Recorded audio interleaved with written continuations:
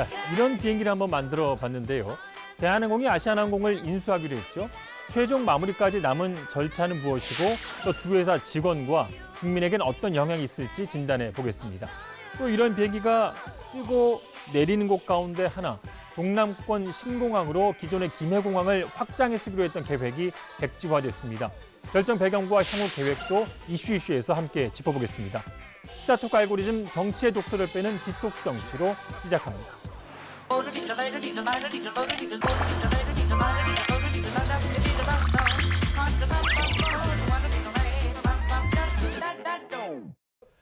네, 한 주간 쌓인 정치 독소를 풀어보는 시간 디톡스 정치입니다. 여의 얼굴 더불어민주당 정청래 의원, 국민의힘 장제원 의원 두 분 모셨습니다. 안녕하세요. 안녕하십니까. 네, 얼굴 마음에 드세요? 뭐 얼굴 간판 비슷비슷한 얘기 아니겠어요? 예. 제가 대한민국 최고의 얼짱 정치인입니다. 얼굴 짱큼. 네. 디톡스 정치 룰 한 번 더 정리하고 가겠습니다.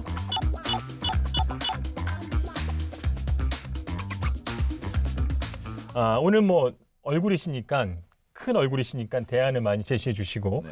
또 말 끊기는 3회까지 허용되니까 적절히 활용하시면 될 것 같습니다. 아재 개그도 할 줄 아세요? 자, 김해 신공항 검증 결과가 발표가 됐는데요. 사실상 백지화 결론이 났습니다. 두 분은 어떻게 평가하십니까? 아주 좋게 평가하죠. 네. 저희들은 환영하는 입장이고, 근데 궁금한 것은 네. 국민의힘이 조용해요. 지금까지 사사건건 묻지마 반대를 많이 했었는데 조용해서 그게 좀 궁금합니다. 징글징글한 정권이에요. 선거를 앞두고 이렇게 대형 국책 사업을 이렇게 뒤엎을 수 있다. 참 대단한 정권이다. 저는 생각을 하고요. 그러면 문재인 정권의 이 가덕도 신공항 그리고 이번에 김해 신공항 백지화 이거에 대해서 찬성해요, 반대예요? 찬성입니다. 근데요. 근데 왜 징글징글? 지금까지 문재인 대통령이 국회의원 4명만 부산에서 뽑아주면 반드시 결정을 해서 가덕도 신공항을 하겠습니다. 라고 얘기를 했거든요. 4년 동안 뭐 했습니까? 아니 근데 환영하고 찬성한다면서 이렇게 화난 표정으로 얘기하는 아니죠. 것은 환영하지만 네. 그럼에도 불구하고 환영하지만 지금 4년 화가 동안 나요? 문재인 대통령이 뭐 하셨느냐. 네. 시기적으로 굉장히 묘하지 않습니까? 자, 선거 앞두고 있기 때문에 일시적으로 찬성하는 거 아닙니까? 아닙니다. 네. 다 좋아요. 다 좋으니까 빨리 입지 선정하십시오. 이거를 가지고 니밀락 내밀락 하고 또다시 TK와 PK가 싸우게끔 만들고 니밀락 내밀락은 무슨 뜻이야? 니밀락 내밀락 몰라요? 모르겠어. 니밀락 내밀락. 할 듯 말 듯 뭐 이런 뜻이죠. 장제원 의원이 가덕도를 못 박자 이렇게 당론을 좀 정해주세요. 아니 그러면. 저희들은 부산 의원 전체가 여야 전체가 가덕도 신공항을 못 박은 그런 그 법안을 특별법을 저희들이 발의를 할 겁니다. 이 문제가 결국은 문재인 정권과 민주당이 입지 선정을 늦추면 늦출수록 국민의힘 내부가 PK와 TK가 분열될 수밖에 없다는 걸 너무도 잘 알고 있잖아요. 그거 즐기고 있으면은요 정말 나쁜 정권이에요. 두 분은 그러면 이 가덕도 공항에 대해서도 전문가 또 일부 그룹에서는 이게 중복 투자가 될 수 있고 경제성이 또 안 좋을 수도 있고 그만큼 수요가 따르겠냐라고 의문을 제시하는 분들도 있거든요. 그 부분에 대해서는 두 분의 의견이 어떠십니까? 2030 부산 엑스포를 생각했을 때를 고려하더라도 가덕도 신공항이 더 입지 조건은 좋지 않을까. 마치 예를 들면 우리가 처음에 영종도를 할 때 뭐 섬에 갔다 그걸 하냐. 처음에 뭐 안개 끼는 거 위험하지 않냐 이렇게 했는데 지금 인천국제공항은 전 세계에서 뭐 거의 제일 가는 공항이 되지 않았습니까? 그런 것처럼 가덕도가 오히려 안전이나 환경, 수온 문제에서는 마치 영종도처럼 더 나은 입지 조건이 아니겠는가 그렇게 생각해요. 김해 신공항은 사실상 24시간 공항이 안 되거든요. 그렇게 되면 관문공항으로서 역할을 하기가 힘들고 사실 대규모 공항이라기보다는 김해 신공항을 조금 확장하는 형태이기 때문에 그 동남권 전체를 대표하는 물류공항으로서는 좀 부족한 점이 많았거든요. 그렇기 때문에 그거는 사실상 백지화를 해야 되는 게 맞고요. 또 가덕도 신공항이 새로 생긴다면은 아까 2030 엑스포 어떻게 잘 아시네요. 우리가 연구를 많이 하지 않습니까? 공부를 많이 하셨네. 네. 아유. 2030 엑스포도 그렇지만 이게 아마 그 동남권 신공항이 가덕도로 들어서는 순간 부산의 산업 구조부터 크게 변할 거고요. 관광 수요도 엄청날 거고 이 부산 지역이 정말 큰 혁신적인 그 변화가 있고 자연스럽게 그 수요는 네. 채워질 것이다. 저희들은 그렇게 예측하고 있는 겁니다. 제가 편집을 각오하고 얘기하면요. 예.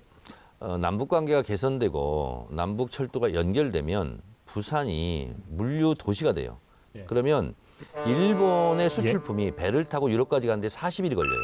근데 부산에 내려서 기차를 타고 유럽까지 가는데 14일 걸리거든요. 네. 26일간 물류 비용이 절약됩니다. 그러면 일본의 수출 컨테이너가 다 부산으로 들어오게 돼 있어요. 가덕도 신공항이 생기면 부산은 그야말로 지금까지 역사상 볼 수 없었던 가장 중흥기 르네상스의 부산을 맞이할 수 있거든요. 그것과 연동해서 생각해 보면 김해공항보다는 가덕도 공항이 더 적합하다 저는 이렇게 개인적으로 생각하고 그럼 있습니다. 다른 데로는 생각 안 하시겠네? 생각 안 하고 있습니다. 정청래 의원이 그렇게 얘기해 주신다 그러면 힘이 맞을 것 같고 좋은 지금- 말씀이라 일단 편집 안 하겠습니다. 지금은 이게 인천과 가덕도가 투포트 시스템으로 가면은 우리나라의 그 물류 환경이라든지 이런 것들도 굉장히 급격하게 발전되고 앞으로 우리 그 가덕도 신공항이 차지할 건 이 동남권 전체의 발전을 견인하는 그러한 관문이 될 것이다. 저는 이렇게 믿어 의심치 않습니다. 그렇게 되면 부산에 국회의원 지역구도 엄청 늘겠는데요. 늘어나면 좋죠. 국회 많이 생기고. 거기서 대장하세요. 하여튼 뭐 멀리 내다보고 산업적인 측면까지 짚어주셨는데요. 자, 다음 주제는 이제 떠오르는 정치권 다크호스라고 좀 잡아봤습니다. 이제 주목할 만한 인물이 여권에서는 이제 정세균 총리고 야권에서는 유승민 전 의원 얘기를 좀 해볼까 하는데요. 정세균 총리는 이제 윤석열 총장과 또 이제 추미애 법무장관을 좀 비판을 했고 또 시도간 뭐 행정통합 등 현안에 대해서 좀 목소리를 지금 내고 있습니다. 정 총리가 좀 존재감을 키우는 거 아니냐 그런 이제 평가가 나오고 있는데 어떻게 보십니까? 이분은 지지율이 높지는 않으나 저공비행을 하면서 계속 대권 주자 반열에는 한 20년 올랐던 분이거든요. 그게 이제 어떻게 보면 장점이자 단점이죠. 민주당에서는 이분만큼 정책에 대해서 다양하게 경험하고 또 알고 있는 분도 사실 그렇게 많지는 않거든요. 그래서 언제 내놔도 대선 주자는 될 수 있다 이렇게 생각합니다. 대권 후보로서의 정세균 총리를 생각한다 그러면 지금 거의 싱크로율 거의 한 90%? 같은 분이 이낙연 대표예요. 두 분의 변별력이 있나요? 경륜 있죠, 경험 있죠, 총리 지냈죠, 또 중후하시죠, 안정감 있죠. 당대표 했죠. 당대표였죠. 최근 행보를 보게 되면 추미애 장관과 윤석열 총장을 두 사람 다 이렇게 좀 꾸짖는 모습이라든지 또 코로나 대응을 좀 더 적극적으로 하고 헌신적으로 또 현장에서 뛰는 모습이라든지 대권 출마는 하실 것 같아요. 그런데 쉽지 않을 것 같다.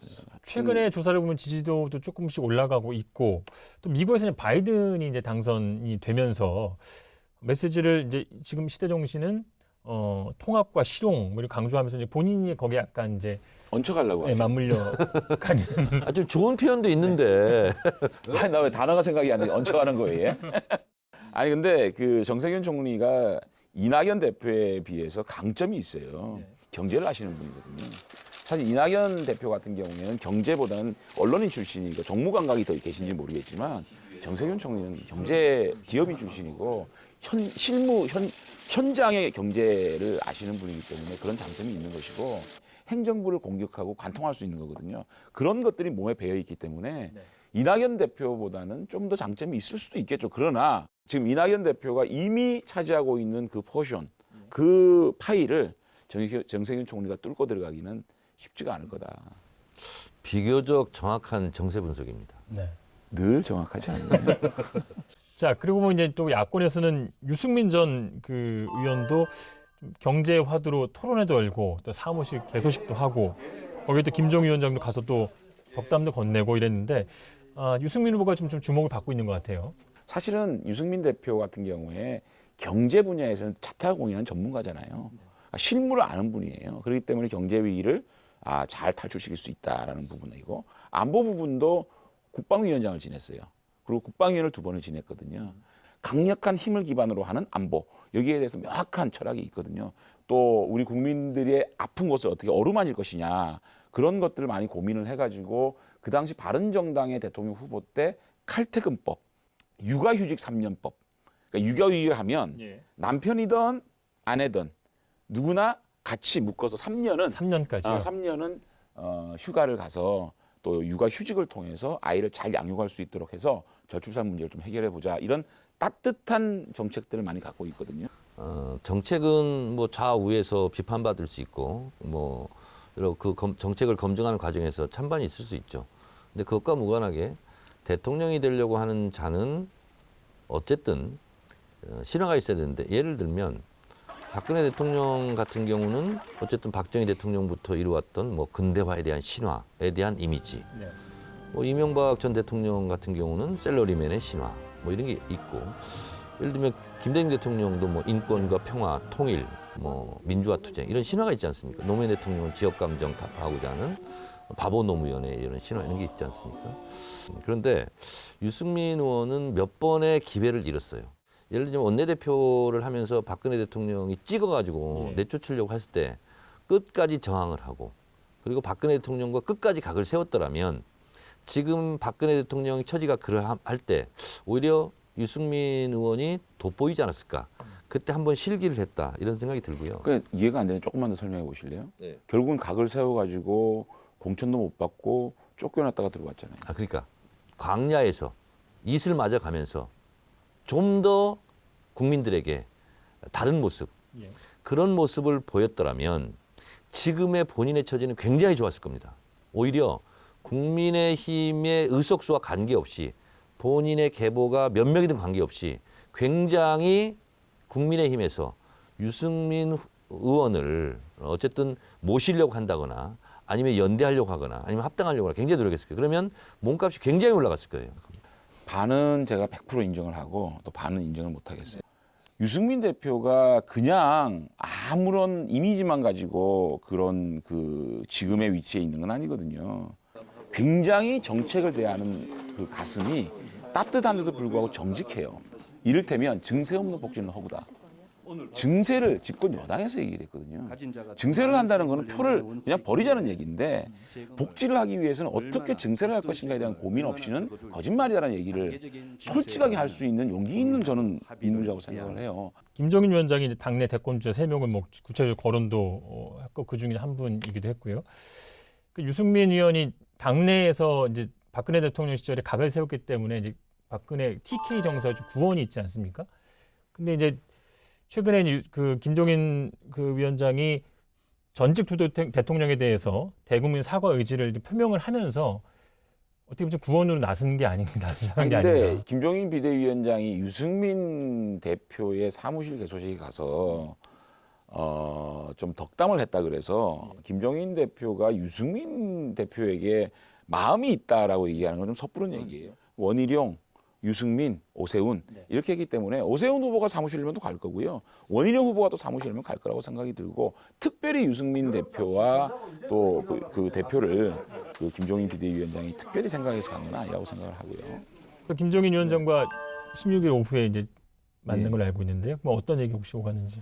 저는 제 얘기했고요. 예. 비대위원장에서 비대위원장은 비대위원장들 자신의 얘기를 교감은 하셨고 좀 안 이루어졌어요. 예, 전혀 없었고요. 제 주장했고 그럴 줄 알았어요. 비대위원장은 비대위원장 말씀하시고 예. 예. 앞으로 벌어질 일은 아무도 예측을 못하는데 예를 들어서 부산시장 하나를 국민의힘이 건졌다. 예. 그리고 그러면은요 언론에서 특히 보수 언론에서 김종인 리더십이 뭐 어떻다 저렇다 하는 순간 김종인의 있잖아요. 힘 뭐 이렇게 김종인의 힘, 김종인 덕분이다 이렇게 되는 순간 있잖아요. 김종인에 대한 기대치가 높아져요. 그랬을 경우에는 상당히 스텝이 꼬이는 거예요. 저는 4월 7일 이후에 페이드 아웃되듯이 조용히 장막국으로 들어간다. 저는 그런 경우는 없을 것 같아요. 내기할래요? 뭐 내기할래요? 두고 보세요. 저희 뭐 계속 방송은 계속 되니까요. 만약에 계속 제 예언이 틀리면 우리 이경재 앵커의 손에 장을 지지겠습니다. 제가 만약에 저는 4월 7일 날 임기를 마치시고 이제는 새로운 전당대회가 만들어진다. 제 예측이 틀리면 예. 또 제가 저 정청래 의원의 손에 장을 지겠습니다. 할 수 있을 거야. 할 수가 있어.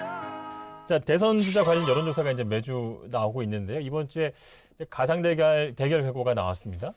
윤석열 검찰총장이 이제 야권 단일 후보로 나왔을 때 여당의 이낙연 대표 또 이재명 지사와 박빙이라는 결과가 나왔습니다. 어떻게 분석하세요?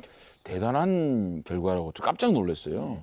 그러니까 그만큼 이재명 지사나 이낙연 대표의 지지가 탄탄하지가 않다는 거 하나고 네.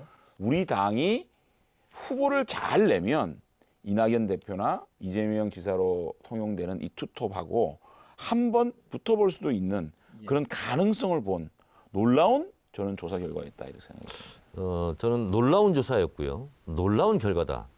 보통 가상 대결을 하면 여야 이렇게 대결을 하는데 여무 이렇게 대결을 했어요. 야가 없어요 지금. 그래서 매우 놀랍다 이런 생각이 들고요. 그리고 윤석열 검찰총장은 저는 정치권에 입문하지 못한다.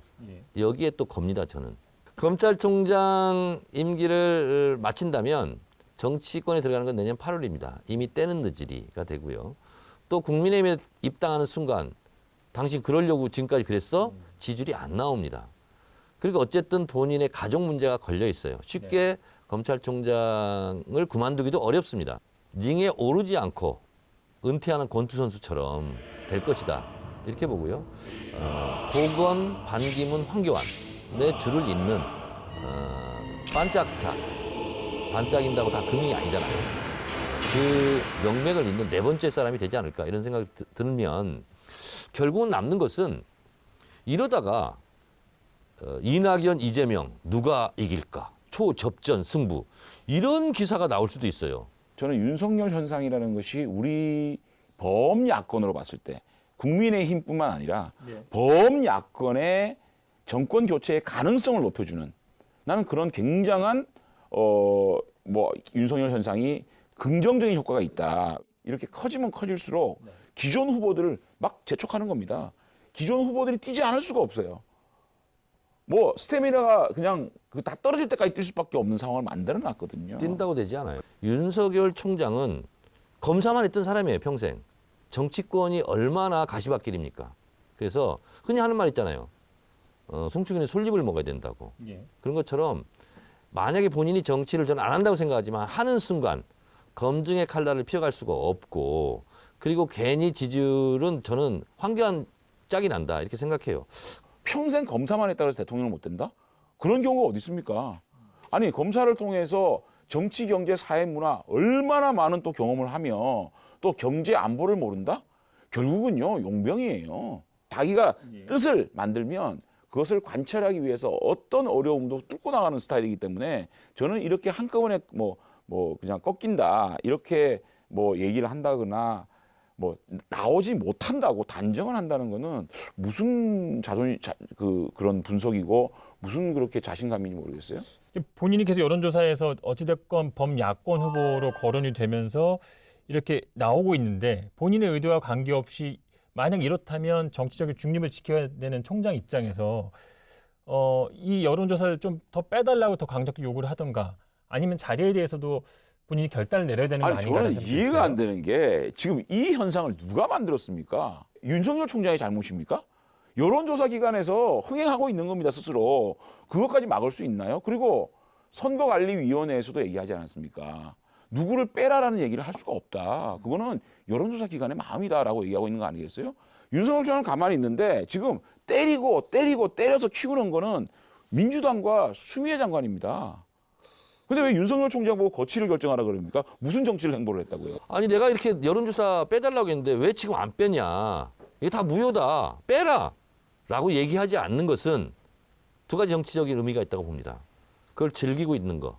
또 하나는 뭐냐면 국민의힘에 대해서 메시지를 보내고 있다고 생각해요. 나를 강력하게 보호해. 내 지지율이 이만큼 나오잖아. 그래서 여당에 맞서서 나를 보호해줘. 라는 무언의 메시지라고 생각하고 거기에 국민의힘이 지금 부응하고 있다고 생각하는 거예요. 그 자체가 정치의 행위를 하는 거죠. 지금 윤석열 총장이 다시 한번 여론조사를 빼달라는 얘기를 왜 안 할까 생각을 해봤어요. 저는 이 자신의 수사를 국민의 여론의 힘으로 지켜야 된다. 어딘가가 보호막이 필요한데 지금은 국민의힘에 대한 시그널이 아니라 국민 여러분, 제가 권력에 대한 수사, 살아있는 권력에 대한 수사를 하니까 국민 여러분의 여론이 저를 지켜주십시오. 강하게 수사하고 철저하게 수사하고 성역 없이 수사하는 것을 제가 뭐라고 하는 게 아니에요. 그런데 정경심 교수나 조국 교수 사건 같은 경우 처음에 뭐부터 불거졌죠? 사모펀드, 권력형 비리, 웰스 TNT, 예? 전멸기 회사, 권력형 게이트 뭐 이런 거지 않았어요? 또 하나는 뭐예요? 가족 사기단, 웅동학원, 소송 사기. 이게 다요. 다 탄핵이 됐어요. 법원에서. 그 부분 누가 봐도 강하게 철저하게 수사하는 것과 관계없는 무리한 정치 수사였다는 것이 지금 법원 1심 판결 등으로 나오고 있잖아요. 그 부분을 제가 문제 삼는 거예요. 자, 얘기 여기까지 하고요. 끝으로 지난 18일이죠. 공수처장 논의가 이제 구체적으로 오갔습니다. 고위공직자범죄수사처장 후보추천위원회가 회의를 열고 후보자 압축을 논의했지만 결국 결론을 내지 못했습니다. 지금 늦어도 너무 늦었고요. 예. 그리고 공수처 출범하는 법이 통과됐는데 지금 사실상 공수처장 반까지 만들어졌는데 우리 그 뉴스에 나오지 않습니까? 지금 거기 들어갈 공수처장이 없어요. 예. 그래서 지금 국민의힘 같은 경우는 침대 축구를 하고 있다. 근데 연장전까지 갔는데 연장전 루즈타임에서까지 지금 침대 축구를 하고 있다라면 더 이상 그거를 시간 끌기에 우리는 당할 수는 없다. 예. 이런 생각이 들어서 저희는 국민의힘이 계속 이 상태로 나오면 개정안을 낼 수밖에 없다. 그게 초법적 발상이고 독재적 발상이에요. 법을 통해서 한다니까요. 저희들은 그러니까요. 법을 다시 한 만든다고. 번도 시행해보지 않은 법을 자기 입맛대로 또 바꾸겠다? 다수로 또 바꾸겠다? 그게 초법적 발상이고 독재적 발상입니다. 한 번은 이 법을 시행해보고 그게 문제가 있으면 바꾸는 겁니다. 입법 취지가 뭔 줄 압니까? 공수처장을 야당이 추천하는 사람들을 존중하겠다는 입법 취지가 담긴 겁니다. 예. 왜 이렇게 우리가 이렇게 거부권을 행사하면 공수처장을 추천하지 못하게 만들어 놓겠습니까? 이건 입법 취지가 있는 거거든요. 자, 5대 2거든요. 예. 근데 이제 2가 국민의 힘이죠. 근데 2로 5를 제압하겠다. 이것도 초법적 그게 입법 발생이고요. 취지예요. 그리고 5를 제압하라고 입법 취지한 겁니다. 거부권과 국민의힘이 추천한 후보를 선택하지 않으면 우리는 계속 침대 축구를 하겠다. 그것도 초법적 발상인 거죠. 이게 어떻게 침대 축구입니까? 탈법적 아니, 근데 천상인가? 그 법은 왜 만들었죠? 예. 결론 좀 나면 좋겠지만 또 힘들 것 같습니다. 오늘 뭐 늦은 시간까지 뜨거운 토론 수고하셨고요. 오늘도 한 주간 쌓인 정치 독소를 배출하기 위해서 디톡스 주스 준비했습니다. 저희당 색깔이. 고맙습니다. 지금 여당 탄압하는 거예요. 아까 카메라는 야당 탄압하고. 그러니까 국민의힘 색깔로 말이야. 응? 자, 한 번쯤 뭐 드시면서 마치겠습니다. 자, 고맙습니다. 네. What will be, will be.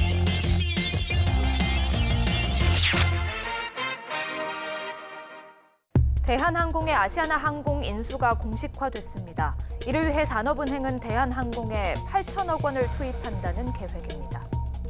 동남권 관문공항으로서 2016년 박근혜 정부가 확정한 김해 신공항안은 4년 만에 원점으로 돌아오게 됐습니다.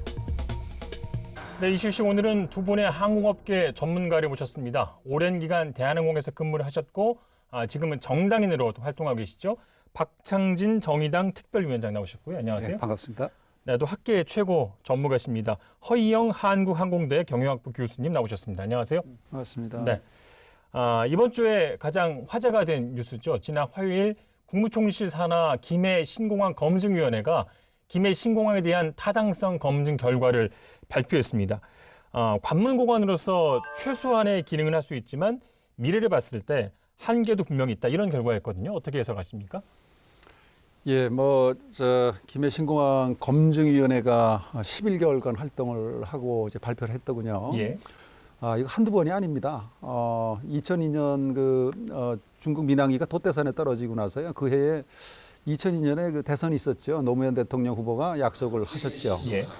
그리고서 검토를 지시했다가 그냥 조용히 덮었고, 이명박 대통령이 또 대선 후보 때 또 약속을 하셨고, 박근혜 대통령 후보 때 또 하셨고, 이번에 아예 그 문재인 대통령께서 나서가지고 이제 총리실에 지시를 했어요. 그리고 이제 이번에 이렇게 나온 결과를 보니까 다시 또 후보지를 선정해야 됩니다. 뭐 가덕지로 염두는 드는지 모르지만 다시 후보지들을 하고 평가를 다시 하고, 그렇게 해서 똑같은 거를 4년 전의 절차를 똑같이 밟아야 되는데, 그것은 좀 이거 많은 그 국가 돈이 들어가는 문제라서 이것은 좀 분명하고 투명하게 밝혀야 된다. 청주나 양양 공항을 가보면 이런 말씀을 하세요. 승무원이 제일 반갑다.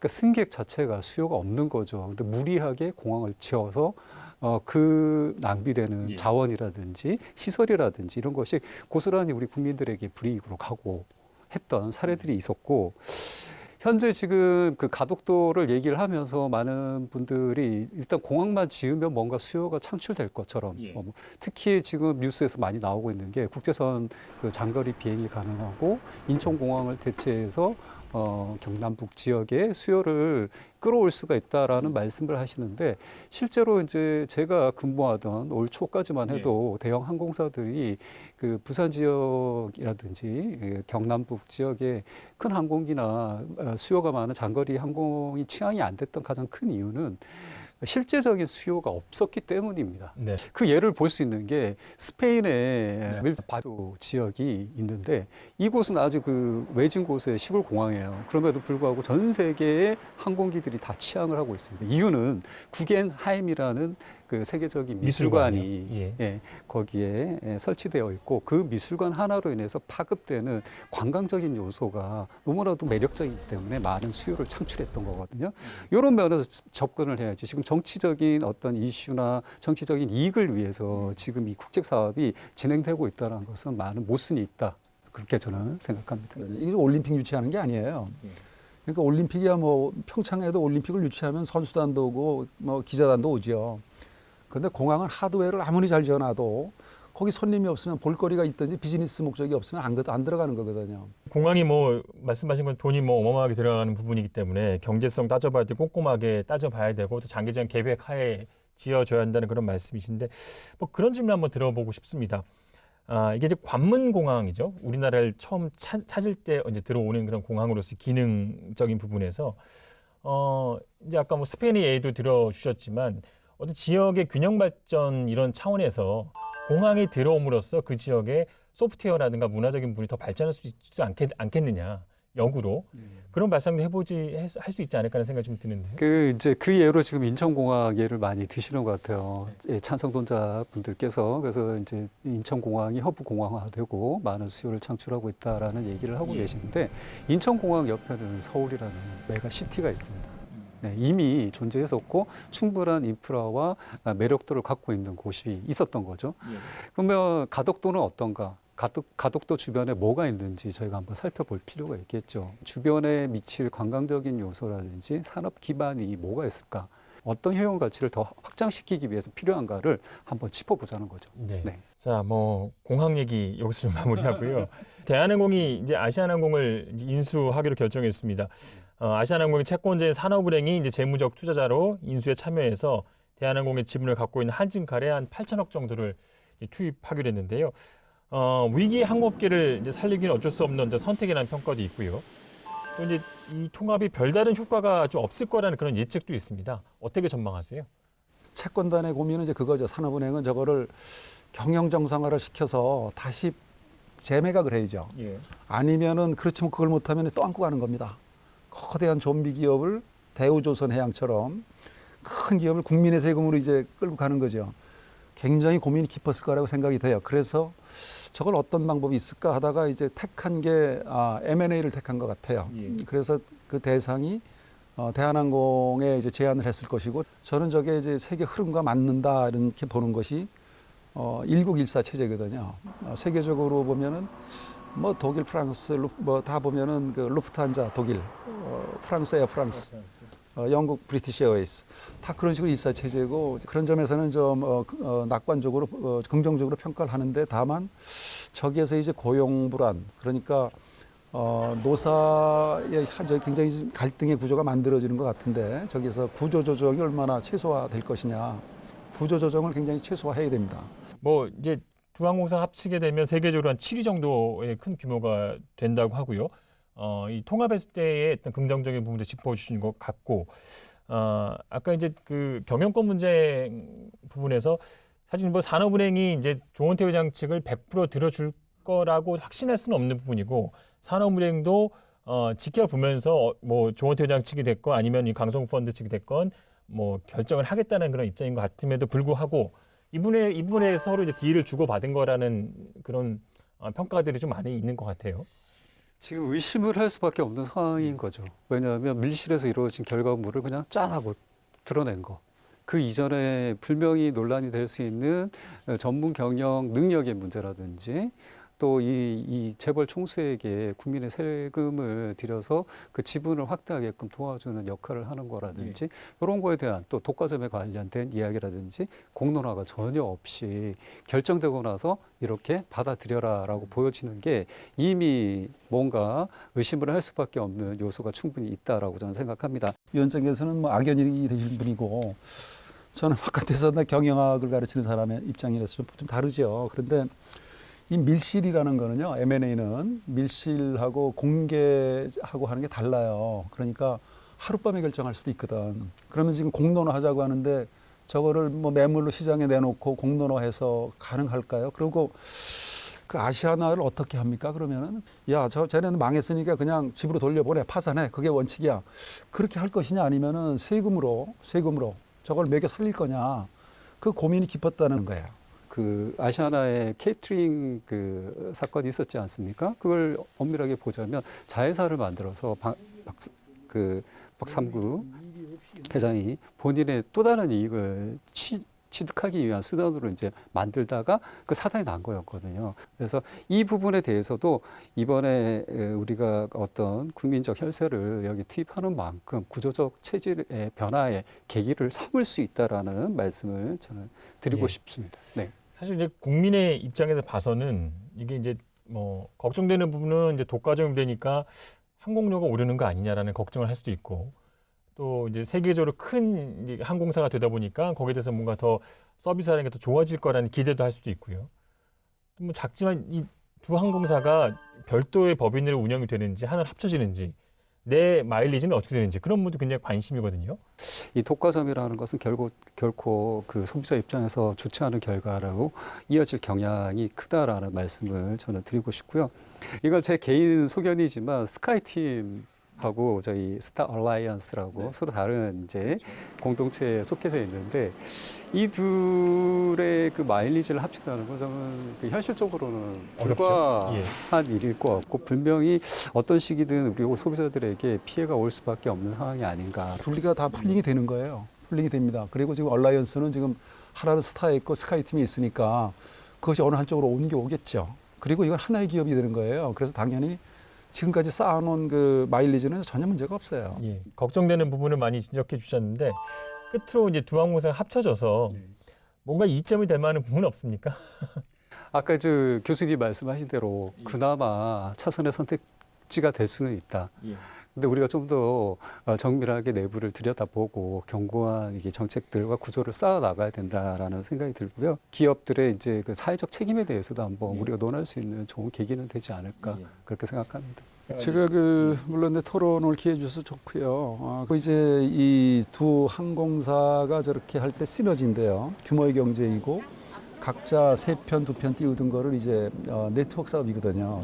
또 어떻게 스케줄링을 짜느냐에 따라서 탑승률도 올릴 수 있고 아마 국제 노선에 들어가면은 운임을 오히려 더 낮출 수도 있어요. 왜냐하면 외항사들하고 경쟁을 해야 되니까. 그래서 소비자 편익이 결코 그렇게 우려할 만큼 낮아지지도 않고, 제가 하나 더 말씀을 드리면 지금 이제 가장 노동자 권익은 뭐냐면요, 그들의 일자리 지켜주는 거예요. 저 딜이 성공해야 됩니다. 지금이야말로 노사가 잘 상황을 이해를 해서 그래야 우리 항공 산업이 안정되고 강화되고요. 그것이 전체적으로 사회에 긍정적인 효과가 있다고 봅니다.